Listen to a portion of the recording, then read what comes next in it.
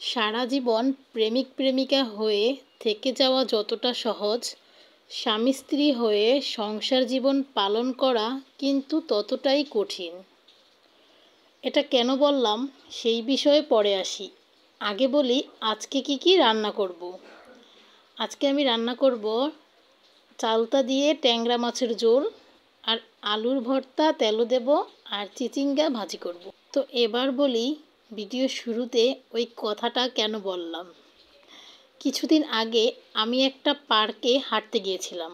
আমি অবশ্য প্রায়ই সেখানে যাই হাঁটার জন্য। তো হাঁটার এক পর্যায়ে আমি যখন বিশ্রামের জন্য একটু বসি, তো আমার পাশেই দেখি দুই বৃদ্ধ বসে গল্প করতেছিল। তারা অবশ্য সদ্য সদ্য একে অপরের বন্ধু হয়েছে। মানে প্রতিদিন একই সময় ওনারা পার্কে হাঁটতে যেতেন, সেই সূত্রেই অবশ্য ওনাদের পরিচয়। তো একদিন বেশ কিছুক্ষণ হাঁটাহাঁটি করার পর পার্কে একটা বেঞ্চে বসে দুজনে মিলে গল্পগুজব করতে শুরু করে। আর তখনই ওনাদের চোখ যায় সামনের বেঞ্চে বসে থাকা এক প্রেমিক প্রেমিকার দিকে। প্রেমিকার প্রেমিকা তখন একে অপরের প্রেমে বিভোর। দুজনেই ভালোবাসার কথা আদান প্রদান করছে। প্রেমিকার হাতে অবশ্য একগুচ্ছ গোলাপ ফুলও কিন্তু রয়েছে। তার পরেক্ষণই ওনাদের চোখ যায় সামনে দিয়ে হেঁটে যাওয়া এক দম্পতির দিকে। ওই দম্পতিকে দেখে ওনারা বড্ড অবাকই হয়ে যান, কারণ দম্পতির মধ্যে যেজন পুরুষ ছিলেন তিনি সামনের দিকে হেঁটে যাচ্ছিলেন, ওনার পেছনে পেছনে ওনার স্ত্রীও হেঁটে আসছিলেন।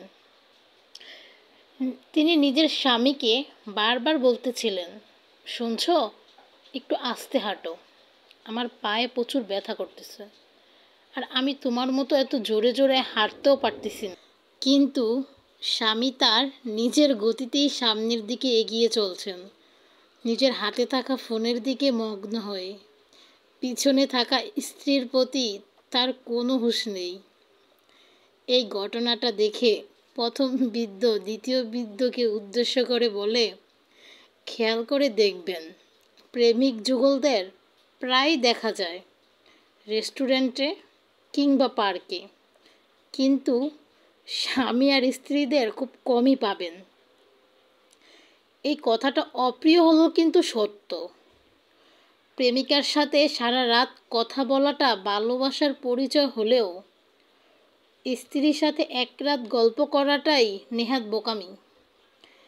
প্রেমিকা লাল গোলাপ পছন্দ বলে সারা দুনিয়া এক করে গোলাপ হাতে দিতে ব্যস্ত প্রেমিক, কিন্তু বউয়ের জন্য একটা লাল গোলাপ আবদারে তার আধিক্যতা লাগে। প্রেমিকার হাতে বিস্বাদের খিচুড়িও নাকি অমৃত মনে হয়, আর বউয়ের রান্নায় একদিন লবণ কম হলে সেটা তার ভীষণ অপরাধ।